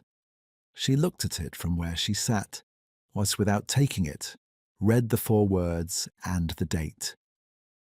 And something passed across her face that was rapid and complex, and resolved, after a moment, into the same controlled expression she wore for everything. "I didn't know about this," she said. "He intended to ask you about your father," Poirot said. 3 days before the weekend, he wrote himself a reminder. Something had prompted the question. I suspect Clara's solicitor finally sent him the formal attestation document after 11 months. He wished to ask you whether you had known. "Whether I had known," she repeated softly, "that my father wrote the Wiltshire Sonata. Whether I had come to him." She stopped. He watched her understand the full architecture of it, that Vaughan, in his last days, had arrived at a question he had been avoiding for 14 years, and had found, at the precise moment he finally prepared to ask it, that the answer was already beyond his reach. "He was going to confront you," Poirot said, "and you did not know." "No." The word was barely audible. So the trigger was not that. Something else. The removal from the will, the courtesy of the letter, the 14 years reaching their terminus. That was sufficient. He looked at her steadily. "The decision was made before Friday, before he wrote the note." "Yes," she said. And then because she was a woman of precision even now. "I had made up my mind before I arrived this weekend. I had thought about it for 3 weeks, since the letter from the solicitor. I want to be accurate, I did not come here with absolute certainty, but I came prepared. The digitalis. His own medication, from his dressing room, the afternoon we arrived while he rested before dinner. A sufficient quantity, crushed fine." She met his gaze without flinching, but also without the theatrical composure of performance. She was being accurate because accuracy was what she was. The sugared rim. He would not have tasted the wine regardless. His palate had been compromised by a childhood illness. He could not distinguish sweet from neutral in wine. I knew that. The sugar was for the dissolution. not the disguise. Poirot sat with this correction for a moment. It altered a small thing in his reconstruction and confirmed a larger one. She had not relied on the assumption that Vaughan would tolerate sweetness. She had used chemistry, not deception. Even her method was exact. "And the glass," he said. "The sheet music, the applause." The applause was reliable. It always is at a Vaughan recital. People are grateful for permission to feel something. She looked at her hands. "I had 10 days to consider the logistics. I required 40 seconds. I had, as you have perhaps established, 43. The room was nearly dark now. Neither of them moved to light a lamp. Outside, the garden had become a grey abstraction, and somewhere in the house a dinner gong was being tentatively sounded by a household that had not quite decided whether dinner was appropriate. Clara did not know, Evelyn said. It was not a question, but it had the cadence of one. Clara observed, Poirot said. She did not know what she observed until this morning. Evelyn nodded once, as though confirming a fact in a ledger. Then she said, as in the same level voice she might have used to announce a change in the evening's programme. "I imagine you will want me to remain available until the police arrive." "I would be grateful," said Poirot. She rose, switched on the bedside lamp, and stood in its small circle of light, with the erect posture of a woman who has conducted herself correctly and intends to continue doing so. The lamplight found the lines of her face, not old, not young, worn into a particular shape by particular years, and showed them clearly. "He was going to ask me," she said again, very quietly. Not to Poirot, to herself perhaps, or to the question that could no longer be answered. After all that time. Poirot rose and went to the door. He paused and, without quite knowing why, said, "Your father's sonata is recorded, the 1938 Vaughan recording. It is considered among the finest of the century." Evelyn Shaw looked at him across the dim room. "Yes," she said. "I know. I have listened to it many times." And there was, in those 8 words, something so entirely without self-pity that Poirot found he had nothing further to say. He left her in the lamplight and went downstairs to telephone for Inspector Japp. Chapter 9. The Last Dinner. Inspector Japp arrived at Waverley Grange at 4:30 in a motor car that announced itself on the gravel with the particular assertiveness of official vehicles, and entered the house with the expression of a man who has learned, over many years of association with Hercule Poirot, to expect the situation to be simultaneously more complicated and more resolved than it has any right to be. "Poirot," he said in the entrance hall, and shaking hands with the brief vigour of an old acquaintance conducting an inspection. "You've done it again." "I have done very little," Poirot said with perfect sincerity. "The facts arrange themselves. I merely declined to look away from them." Japp, who had heard several variations of this formulation over the years and had long since stopped arguing with it, accepted a brief summary in the small sitting room while his sergeant took preliminary statements from the household. The summary took 12 minutes. Japp listened with the focused attention he reserved for Poirot's reconstructions, not because he found them easy to follow, but because experience had taught him that the parts he was tempted to interrupt were invariably the parts that mattered most. When Poirot had finished, Japp sat for a moment, looking at the note. "Ask E. I'd about Morrow." And at the bundle of letters, and at the medical primer Poirot had borrowed from Dr. Felsham's bag, and left open at the page describing the toxic effects of digitalis overdose in patients with existing cardiac conditions. Then he said, "She's still here?" "She is in her room," Poirot said. "She has been there since our conversation. She has not attempted to leave. She has not communicated with anyone. And she has, I believe, been sitting in the lamplight thinking about things that do not admit of solution." He paused. "She is not a woman who will cause difficulty." Japp went upstairs. Poirot did not accompany him. He stood in the entrance hall for a moment after Japp's footsteps had receded, and then walked, with no particular hurry, to the drawing room. The great Steinway stood as it had always stood, lid raised, keys shadowed, occupying its corner with the absolute authority of the inanimate thing that has outlasted every claim made upon it. Poirot crossed to it, looked at it for a long moment, and then did something he had not done since 1922. In a small apartment in Brussels, where a case had ended badly, and the landlady had had an upright Bechstein in the front parlour. He pressed one key, the middle C, with the tip of one gloved finger, and listened to the note bloom into the empty room and slowly, gradually, without drama, disappear. Then he stepped back, straightened his gloves, and went to speak to the others. He gathered them in the dining room at 6 o'clock, which Lady Winifred received with the reflexive hospitality of a woman who understands that assembling people around a table is the only response she has ever had to events she cannot manage. There were candles because the candles were already laid and no one had thought to remove them. There was wine because the butler had not been instructed otherwise. There was no food which seemed, under the circumstances, appropriately honest.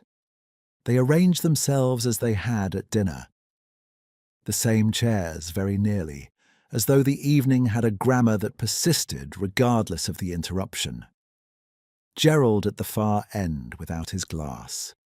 Julian to Lady Winifred's right, looking hollow in a way that the candlelight rendered more pronounced. Clara opposite her uncle's empty chair. Evelyn's chair conspicuously unoccupied, which everyone was careful not to look at for longer than a moment. Poirot stood at the head of the table, Vaughan's end, with his hands clasped before him, and the patient, almost sorrowful composure of a man who takes no pleasure in being right. "A sonata," he began, and his voice in the long room had a quietness that did not require elevation to carry. "Has movements, each distinct, each necessary. One does not arrive at the resolution without passing through what precedes it." He looked around the table. "This weekend has been, in its way, a kind of sonata. The first movement, the performance of an occasion, everyone playing their part, some with more skill than others, but all playing. The second movement, the disturbance, the note out of place, the glass that was not the same glass." Gerald opened his mouth. Poirot looked at him, though without particular expression, and Gerald closed it again. "The third movement," Poirot continued, "is always the most difficult. It is where the themes that were introduced with such lightness in the first movement must be resolved. And resolution, in music as in life, requires that one hear what was actually played, not what one hoped to hear." He moved slightly, not pacing, never pacing, but the small, deliberate repositioning of a man who conducts proceedings from stillness. "Mr. Markham." Gerald looked up with the expression of a man who has been anticipating his name all evening, and still finds it unpleasant when it arrives. "You knew. The will had been revised 3 weeks before this weekend. You came hoping to change his mind, and he gave you no opportunity to do so. You are in serious financial difficulty, and Alistair Vaughan's death, as you established this morning, with your telephone call to his solicitor, does not resolve that difficulty, because a removed bequest does not restore itself." He paused. You are not a murderer. You are a man in trouble who made too many jokes about it." Gerald exhaled. It was the exhalation of a man set down from a height. "Monsieur Harcourt." Julian looked up from the candle he had been studying. "You resented a man to whom you owed a very great deal, which is not unusual and not in itself a motive for murder. You moved from your seat during the applause. You have said you do not recall it, but 3 witnesses confirm it. And I believe you. You fetched wine because you needed in that moment. Something to do with your body, while your feelings were doing something complicated with your face." The young man's jaw tightened once. "You are named in the current will. You will inherit a trusteeship and a bequest, and you will spend a considerable portion of your professional life wondering whether you deserve either." Julian said nothing. He looked, Poirot thought, like a man hearing an accurate description of himself for the first time, which is never entirely comfortable. Lady Winifred. She straightened in her chair with the automatic dignity of a woman who has been straightening in chairs at critical moments for 6 decades. "You are a woman who loves art genuinely and performs that love slightly beyond its natural volume. You are less financially comfortable than you appear. You stand to benefit from the charitable bequest in the will, which will assist the foundation and, through it, your own position as its patroness. You did not kill Alistair Vaughan. You are, however," he added with the gentlest possible inflection, "already planning the commemorative concert." Lady Winifred had the grace to flush. It seemed he would have wanted precisely that, Poirot agreed without irony. That is perhaps the most accurate thing said about him this weekend. He turned at last to Clara. She met his gaze directly. "Mademoiselle Moreau," he said, and around the table the name produced a small, collective stilling, like the moment before a chord resolves. "You came here carrying a burden that was not yours to carry. Your father's work, your father's silence, your father's rented room in Folkestone. You came looking for acknowledgement from a man who had spent 30 years perfecting the art of not giving it." He looked at her steadily. "You observed what Evelyn did. You came to me with it this morning, knowing what it likely meant. That required a particular kind of courage. To deliver the truth about a crime against your own family when delivering it implicated the only other person in this house who shared your reason for grief." Clara looked at him for a long moment. Then she looked at Evelyn's empty chair. Her expression was, as it had always been, difficult to name with precision. But Poirot, who had been watching it for 2 days, thought that what it contained now was not quite grief, and not quite relief, and perhaps some third thing for which the English language, with its customary efficiency, had not seen fit to provide a word. "And Evelyn Shaw," Poirot said to the empty chair, to the room, to the candles burning with the even indifference of flame in still air. "She came 14 years ago looking for her father. She found instead a man who was both the cause of her father's ruin and a genuinely great interpreter of her father's genius. She gave him her best years, in the manner of someone who has not quite decided whether they are serving a sentence or conducting a negotiation, and when the negotiation ended, not with confrontation, not with accusation, but with a solicitor's letter, and a courtesy she had not asked for and could not forgive, she composed her own ending. The candles burned. The wine stood untouched in its glasses. Somewhere above them, her footsteps crossed the floor, Japp's measured official tread, and beside it, lighter, unhurried. "She played this house," Poirot said quietly, as her father composed, with precision, with patience, and with absolute command of the silences. He paused. It is the great tragedy of the thing that he had, at the last, begun to ask the right question. The footsteps reached the staircase. The room was very still. Then Gerald, of all people, said, in a voice entirely stripped of its customary volume, "She loved him, didn't she, in the end?" Poirot considered this for a moment with the seriousness it deserved. "She had," he said finally, "spent 14 years in his company, knowing what she knew. Whether that is love, or its most painful imitation, I am not sure the difference is legible from the outside." The door of the dining room opened, and Japp entered, and behind him, Evelyn Shaw, and the evening moved into its final, unavoidable movement. Chapter 10. Daylight. Evelyn Shaw left Waverley Grange at 20 minutes past 7 in the company of Inspector Japp and a constable who opened the motorcar door with the slightly embarrassed courtesy of a young man who has not yet determined how to perform such actions without discomfort.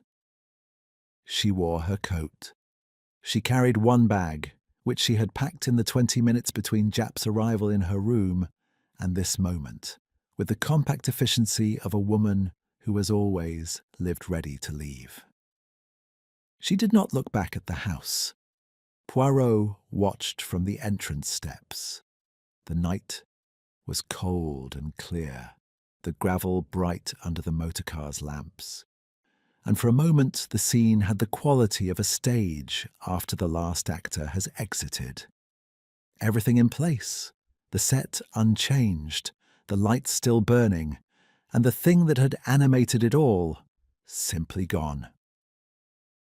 Then the motorcar moved and the gravel crunched, and it passed through the gate and into the lane and became tail lamps diminishing into the dark, and Poirot turned back into the house. The following morning was a Tuesday, and it arrived with the characteristic indifference of mornings to what has preceded them.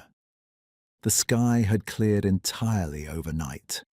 The frost on the lawn was severe and brilliant, each blade of grass encased in its own small, glittering exactitude, and the light that came in through the dining-room windows was the pale, unapologetic light of a day that intended to be noticed. Breakfast was served. This seemed, to Poirot, both entirely correct and faintly extraordinary. The great ordinance of the English breakfast proceeding through catastrophe as through fine weather, the kippers arriving with the same confidence they had shown on Saturday morning, the toast presented in its rack with the reliability of a constitutional guarantee. He ate with appreciation and reflected that there was, in the persistence of small domestic ritual, something that was not merely habit but a form of argument, that the world continues, that it must be fed, that the day requires its beginning, regardless. Gerald came down at 8 and was quieter than he had been at any point since Friday. He ate his eggs with the focused attention of a man who has decided that the immediate future requires reconstruction and has the sense to start with breakfast. He did not make a single joke, which was, Poirot considered, the most significant personal development of the weekend. "I shall have to sell the flat in Kensington," Gerald said at one point to no one in particular, or rather, to his eggs which received this confidence without comment. "That is a practical beginning," Poirot said. Gerald looked up. Something in his face that had been maintained at considerable effort all weekend had finally been set down. He looked older without it, and also, more precisely, himself. "Yes," he said. "I suppose it is." He returned to his eggs. Could have been worse, couldn't it, all things considered? It was, Poirot thought, The most accurate thing Gerald had said since his arrival. Julian did not come down to breakfast. He had been heard early in the morning playing the Steinway, not performing, and nothing so ordered as that, but the kind of playing that is thinking made audible. Fragments, interruptions, a phrase attempted and abandoned and returned to from a different direction. It ceased sometime around 7 and the house was quiet for an hour, and then the motor car he had ordered the previous evening appeared on the gravel, and he descended with his bags and shook Poirot's hand in the entrance hall with a formality that was also, in its particular stiffness, a kind of gratitude. "The trusteeship," he said. "I don't know if I should accept it." Poirot considered him with the attentive impartiality he brought to questions that were genuine rather than rhetorical. "The foundation," he said, "exists to support musicians. Your qualifications for assessing them are not diminished by the complicated nature of the man who recognized them." A pause. "The question is not whether you deserve it. It is whether you will discharge it honestly. Those are different questions, and only the second is answerable." Julian looked at him for a moment, then nodded once.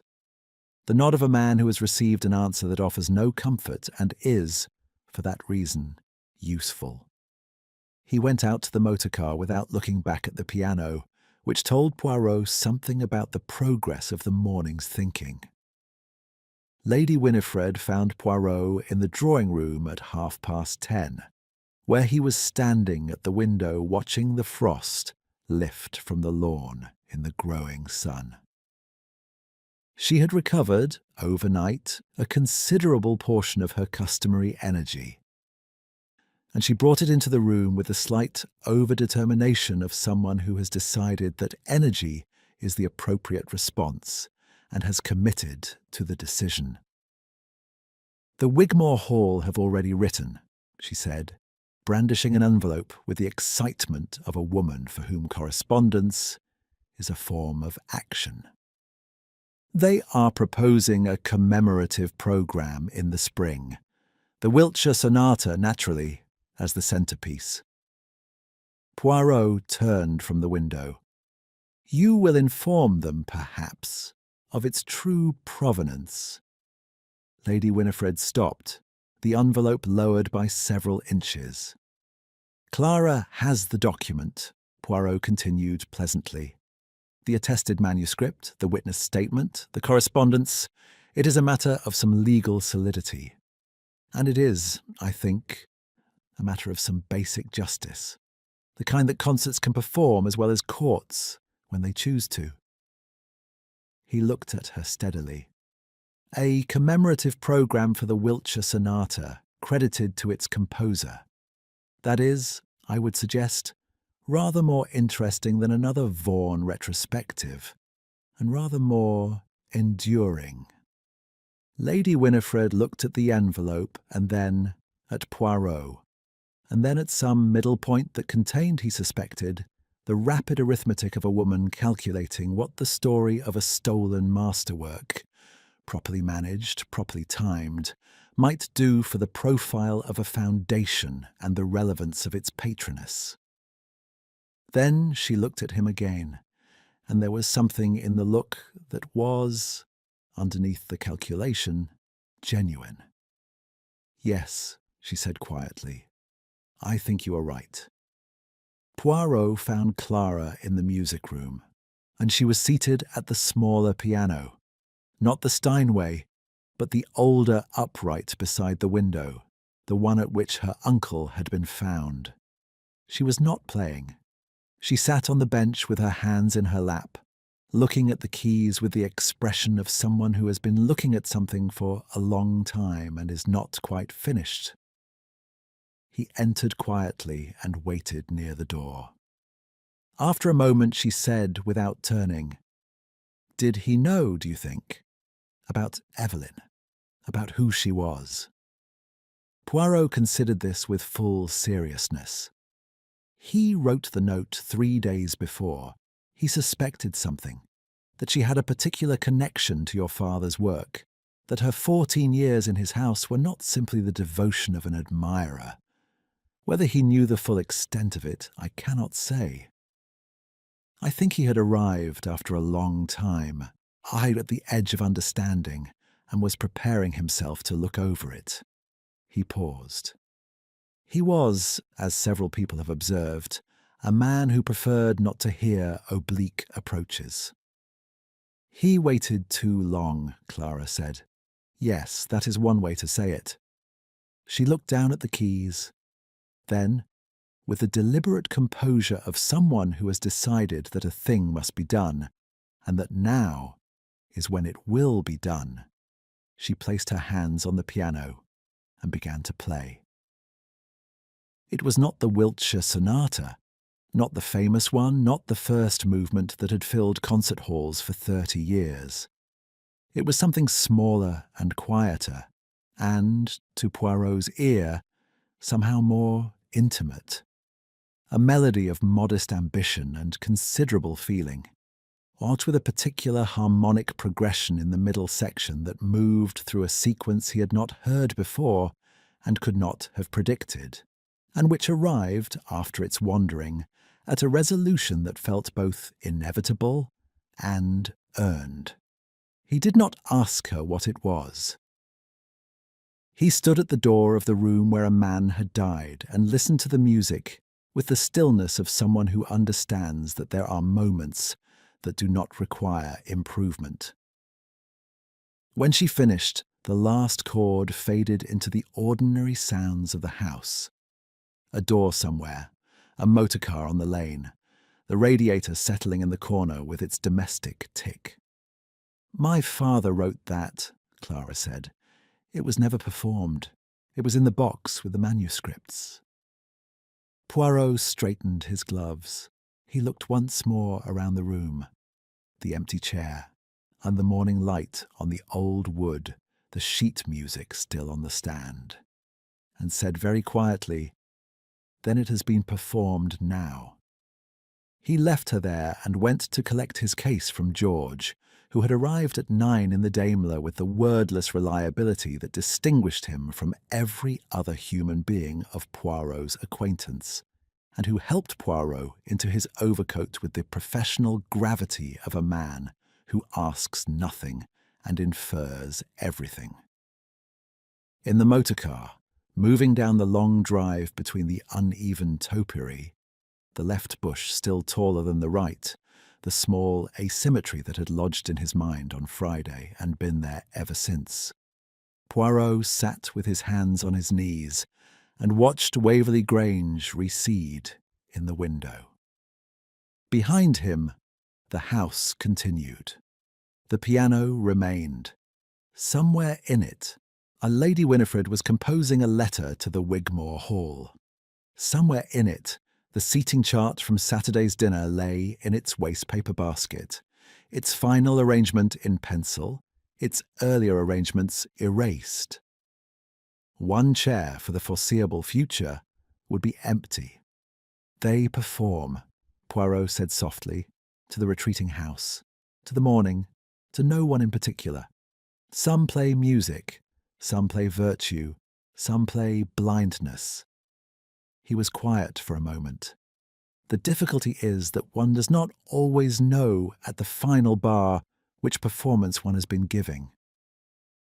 George, who had been with Poirot for 11 years and understood the value of silence, said nothing. The motor car passed through the gate.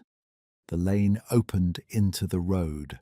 The road stretched ahead, clear and ordinary and entirely indifferent to what had happened, and they drove into the daylight and were gone.